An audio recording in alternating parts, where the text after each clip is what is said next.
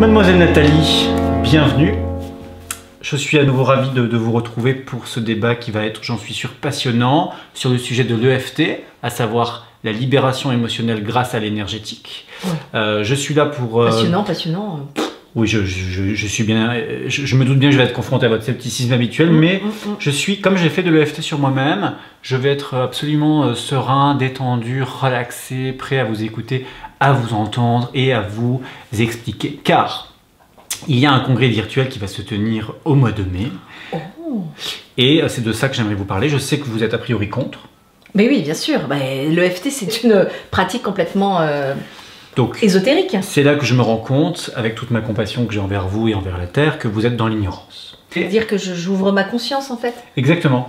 En quoi votre scepticisme est aussi buté contre cette technique magnifique? Déjà, il faudrait que vous m'expliquiez un petit peu ce que c'est. Alors, l'EFT, c'est une technique de déconditionnement. Le déconditionnement, c'est une technique de gestion du stress, c'est une technique de liberté, de libération émotionnelle. C'est une technique à la fois que nous pouvons utiliser en cabinet dans la relation d'aide, l'accompagnement, en psychothérapie, en coaching, en développement personnel, mais également une technique simple à utiliser en autonomie, pour soi-même, pour gérer les émotions inconfortables au quotidien. Ok, mais concrètement? Concrètement, il s'agit de tapoter sur des points d'acupuncture. Tapoter sur des points d'acupuncture. Déjà, ça commence bien. Je m'explique. Donc, il s'agit de trouver des points d'acupuncture qui sont donc cartographiés de manière relativement simple. Vous avez le premier point, par exemple, qui est sur le coin de la main. Oh, ça va déjà beaucoup mieux. C'est ce qu'on appelle le digitapotement, le tapotement avec les doigts. Ah, d'accord, ouais.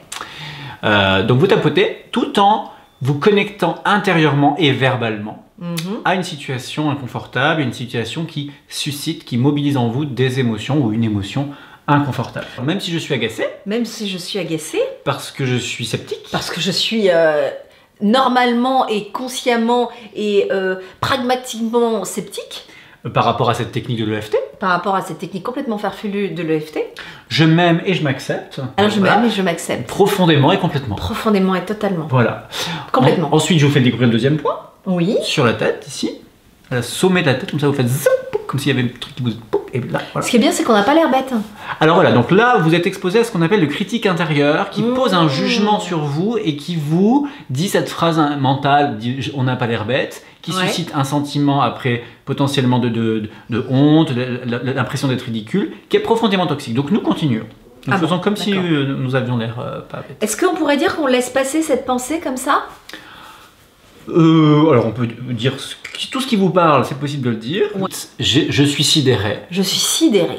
Qu'une technique pareille. Qu'une technique pareille. Puisse avoir des effets sur les gens. Puisse avoir des effets sur les gens. Ici, voilà. Je me sens de nouveau détendue. Et voilà, c'est formidable. Donc c'est pas mal, vous illustrez. Donc, alors maintenant, je vais. Étonnant. Voilà, donc je suis ravi que vous ayez rencontré ce sentiment de détente qui vous a étonné. Oui. Hein?